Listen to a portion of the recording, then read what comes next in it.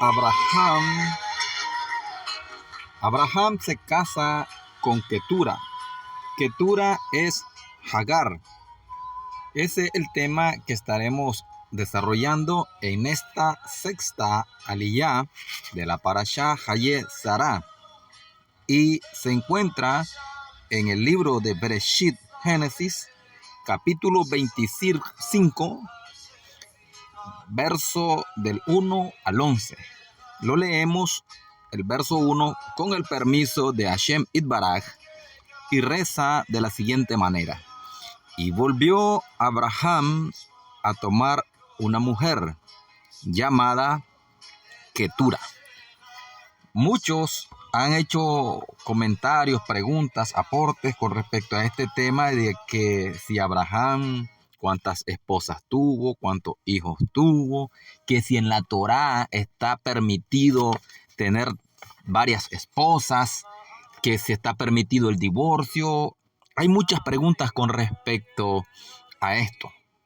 Y vamos a desarrollar un poco este tema, porque son clases independientes que se deben de desarrollar y se requiere mucho tiempo. Conocer la jurisprudencia del judaísmo, tanto en tiempos antiguos, en el segundo templo, en el primer templo, y según las alajot de hoy en día. Con la ayuda de Hashem Itbaraj y el permiso de nuestro Ribi Yeshua, vamos a desarrollar este grandioso tema. Abraham se casa con Ketura, que es Hagar, o sea, Setura, como se conoce en las versiones, y Agar.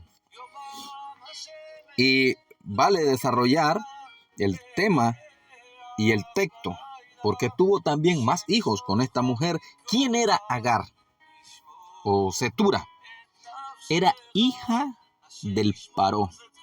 Y el Paró, el faraón, rey de Egipto, se la dio a Abraham y dijo: es mejor que esta princesa, hija del rey del palacio del faraón, sea esclava con este hombre. Imagínense la grandeza que Hashem, Kadosh Baruj Hu, le había dado a Abraham.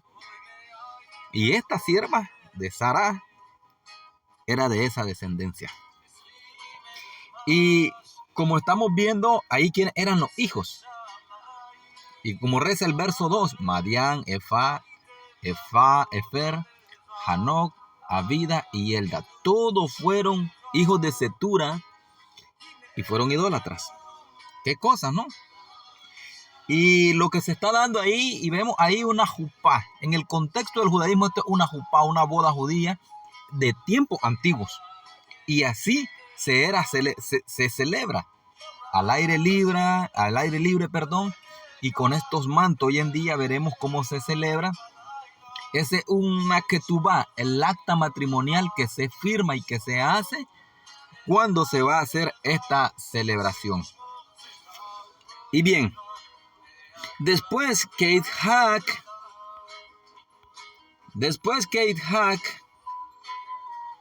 se casó con Rivka, Abraham volvió a casarse. Abraham ya había tenido a sus más ilustres hijos y heredero, a su más hijo, el único, a Isaac. Es lo que registra la Torá. Porque consideró apropiado, ¿por qué consideró apropiado volverse a casar ya en su vejez? Nuestro padre Abraham. ¿Qué nos enseña la Torá? O vemos algo importante con respecto al estudio de la Torá. Si un hombre durante su juventud tuvo una esposa que le dio hijos, de todos modos no debería restringirse de casarse nuevamente y engendrar hijos a una edad avanzada, pues no puede saber cuál de los hijos será mejor. Aprendemos esto de Abraham Avinu, de quien se dice en el verso que leímos: Abraham había tomado a otra mujer que se llamaba Ketura. Algo interesante, porque algunos dicen: ya está viejito, no puede engendrar. Los espermatozoides de los hombres no envejecen. Quien cesa su ciclo menstrual y la posibilidad de poder tener hijos es la mujer. Y fue el milagro que ocurrió con nuestra madre Sara. Rabbi Yehuda Anasí nos enseña, si estudias Torah en tu juventud, aprende Torah durante tu vejez también, pues no sabes cuál Torah perdurará. ¿Qué nos dice Rabí Akiva? Si tu enseñanza a estudiantes en tu juventud, si tú enseñas a estudiantes en tu juventud, dice el Rabí Akiva, no dejes de enseñar en tu vejez también. Lo que se aprende no se olvida, pues no puedes saber cuál de los estudiantes perdurará y resultará el mejor de ellos. Siempre el Rabí Akiva dice, el ejemplo de su dictamen instruyó a 24,000 estudiantes. Todos ellos murieron entre Pesaj y Shavuot. Pesaj es la fiesta que se conoce como Pascua, que cae en el calendario hebreo entre marzo y abril. Y Shavuot es semanas en hebreo, lo que se conoce en Occidente como Pentecostés. Como castigo por no respetarse, entre esos 4,000 discípulos murieron. Posteriormente, Rabí Akiva instruyó a otros 7 discípulos. Entre ellos sobresalen Rabí Meir, Rabí Yehudá, Rabí Yose, Rabí Shimón, Rabí Elazar Ben Shamua, Rabí Yohanan Hasandlar y Rabí Eliezer Ben Jacob. Estos resultaron ser más importantes que llenaron toda Eretz Israel con su Torah. No está en la cantidad, sino en la calidad. Así como Abraham cumplió con la orden de Kadosh Baruj Hu en divorciarse con Hagar y despedirla, así Abraham se volvió a casar con ella a instancias de Hashem. Entonces nos preguntamos, ¿se puede divorciar o no se puede divorciar en el judaísmo las personas? Hay leyes, hay alajot del por qué se pueden casar y por qué no. Así como también hay leyes si pueden tener una o más esposas. Entonces, a esto se le llama un get, carta de divorcio. Moshe Rabbeinu habla de eso. Nuestro Ribi también habla de eso. Y no hay que descontextualizar. El problema es que los teólogos que no conocen de judaísmo, pastores, con todo el respeto y cariño que se merecen ellos, y no vamos a negar el trabajo que han hecho y que hacen, pero desconocen las raíces hebreas de la fe. Entonces distorsionan los textos. Y también entonces dijimos que hay una ketubá. La ketubá es un acta, un escrito matrimonial donde hay un convenio, es un protocolo a seguir. Si bien la Torá nos dice que Abraham se casó con una esposa de nombre Ketura, pero en realidad se volvió a casar con Hagar. Si Ketura era la misma persona que Hagar, ¿por qué la Torá le da un nombre diferente? Otro tema que la gente dice, y más no saben, que muchas personas tenían muchos nombres. Al mismo Mashiach se le llama de diferentes nombres. Y es más, cuando Mashiach venga dice que nos va a cambiar el nombre, así que no nos preocupemos. La novia, la esposa le cambia el nombre, dice mi gordo, mi chaparro, mi flaco, mi feo, mi mechudo, qué sé yo. Esto es solo un chistecito, pero es la realidad de las cosas. Ahora, el nombre define el destino profético de tu vida. Eliezer, Elohim es mi ayudador. Si bien Hagar, después de dejar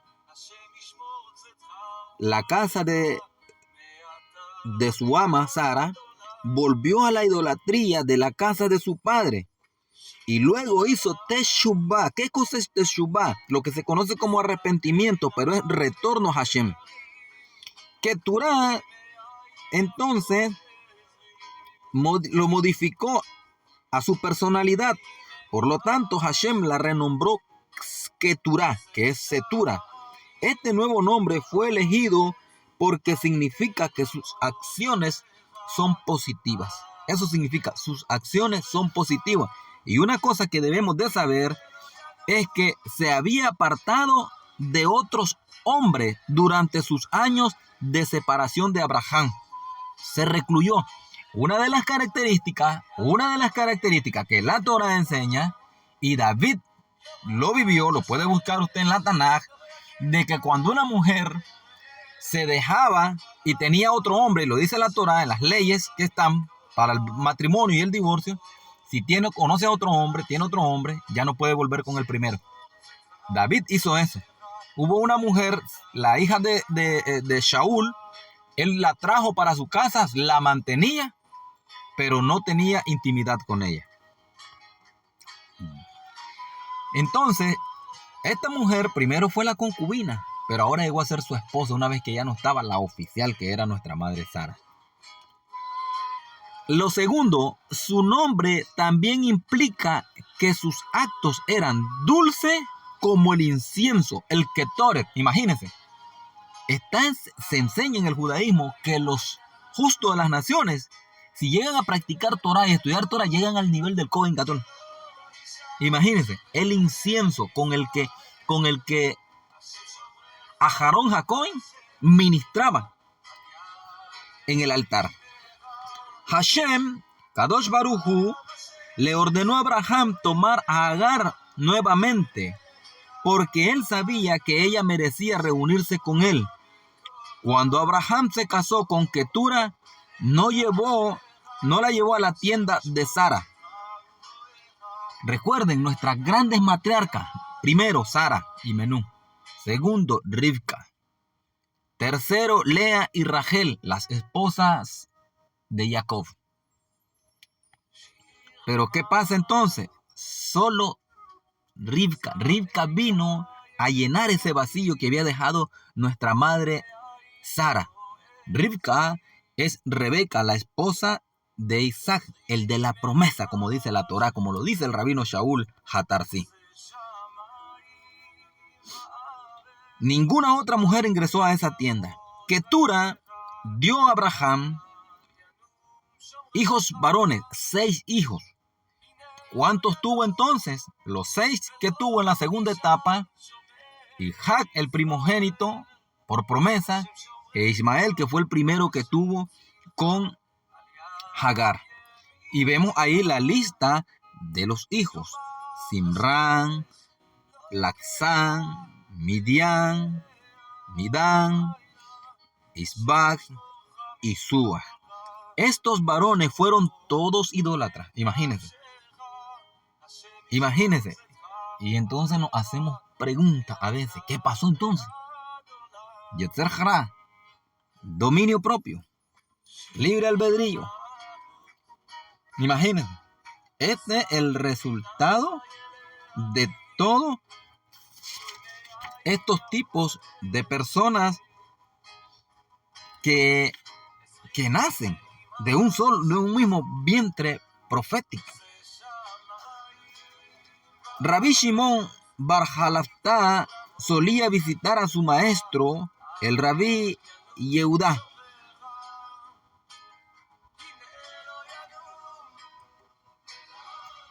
Yehudá nací una vez por mes. Cuando se puso viejo y le resultaba difícil caminar, dejó de visitar al Ribi.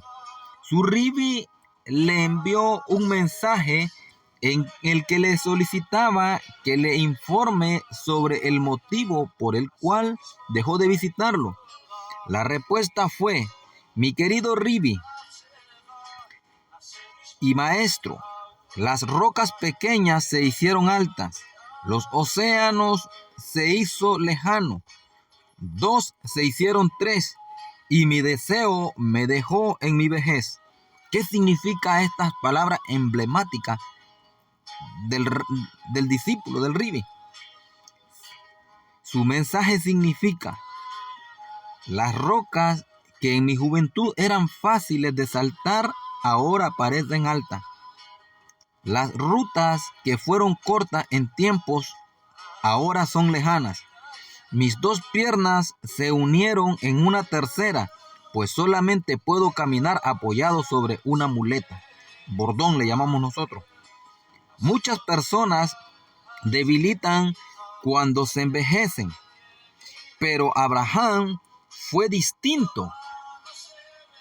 Abraham fue muy diferente. Nuestro patriarca Abraham fue afortunado, se casó y engendró hijos a la edad de 140 años. A él se le aplica el texto: prosperarás en la vejez. Como dice el Teilín, el Salmo 92:10. Cuando Abraham se volvió a casar tenía 40 años de edad, 140 años de edad, perdón. La pregunta que surge es que si Abraham se volvió a casar con Ketura,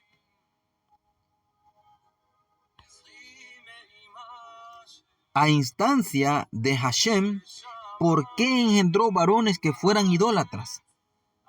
Hashem dijo: yo decreté que Abraham tuviera una descendencia de hijos malvados, siendo que estaba predestinado. Era mejor que fueran los hijos de Ketura y no de Sara. Así no heredarán junto con Isaac. Los descendientes de estos hijos servirán a Kaal Israel en tiempos del Mashiach, como reza en Tosfot Harosh, en nombre de Sefer Rabbi Yehuda Hasid.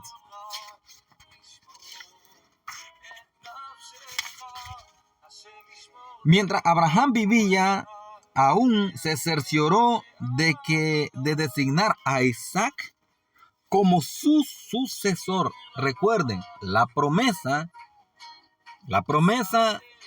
de la bendición viene por línea de Isaac, Jacob, los 12 patriarcas, no por los malvados, porque sí tuvo descendencia malvada nuestro padre.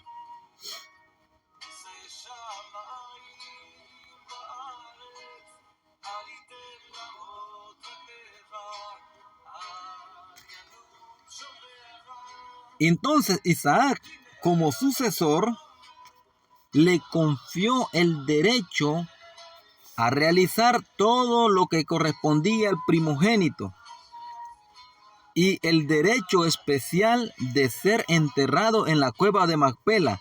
También escribió un testamento en el cual daba las instrucciones para que Isaac recibiera todas sus posesiones, pero Abraham no estaba seguro si podía conferirle a Isaac las bendiciones que Hashem había otorgado. Si bendijo a Isaac, Ismael y los hijos de Ketura me exigirán una bendición también, y no deseo bendecirlos a ellos. El rey confió a su fiel sirviente el cuidado de su huerta. Cuando el sirviente inspeccionó los árboles y plantas, se cruzó con 2 arbustos entrelazados. Uno de los arbustos se desarrollaba maravillosamente dando vida a frutos, mientras que los frutos del otro eran mortíferos. ¿Cómo trataré a estos arbustos?, se preguntó el sirviente. Si los riego, el arbusto venenoso florecerá y producirá más veneno. Si los dejo secar, el maravilloso arbusto bueno morirá. ¿Qué hago? Finalmente pensó: soy solamente un sirviente. La decisión no es mía. Haré mi trabajo con todos los demás árboles y dejaré a estos intactos. Dejaré que el dueño de esta huerta, el rey, resuelva en persona este problema. A nuestro Ribi le hicieron esa pregunta: el trigo y la cizaña. ¿Arrancamos la cizaña y dejamos el trigo?, le dijeron al Ribi. No, es necesario que ambos crezcan. Mire, el mismo espíritu de los sabios, el espíritu que cargaba nuestro Ribi. Por lo tanto, Abraham dijo: bendeciré a Isaac. Si lo hago, tendré que bendecir a Ismael y a mis otros hijos. O mejor, me abstengo de bendecir a Isaac por sus hermanos. Concluyó: hoy estoy aquí y mañana moriré. dejaré este asunto por ahora para que Hashem, el conductor de todo, decida a quién bendecirá. Imagínense esas palabras. Problema o asunto que lo tenemos hasta hoy. Qué grandioso es Hashem. Por lo tanto, Abraham dijo, bendeciré a Isaac. Entonces, como Abraham vio que los hijos de Ketura no merecían quedarse con Isaac, que eran idólatras, y tendían hacia la tumá, la impureza de la casa, mientras él vivía, cuando partieron, les entregó un regalo de conocimiento de Shemot Hatumá, para que los protegiera, ya que no merecían la protección del nombre sagrado de Kadosh Baruj Hu. Nuestro texto concuerda con la opinión del Rabí Hamá bar Hanina en Bereshit Rabá 61.5 y dice el Rashi en el Pasuk 25.2. Sin embargo, concuerda con la opinión del Rabí Nehemiah, quien explica que Abraham le dio bendición a Isaac. Hace referencia entonces el Rashi, que es la opinión de Rabí Hamá, más adelante. Entonces, esa es la protección, porque la bendición del Padre es respetada. Recuerden cuando al brujo Bilán lo llamaron para que maldijera a Israel y dijo, no puedo maldecir lo que está bendito. Que el Todopoderoso les asista en todo. Shalom Ubrahot.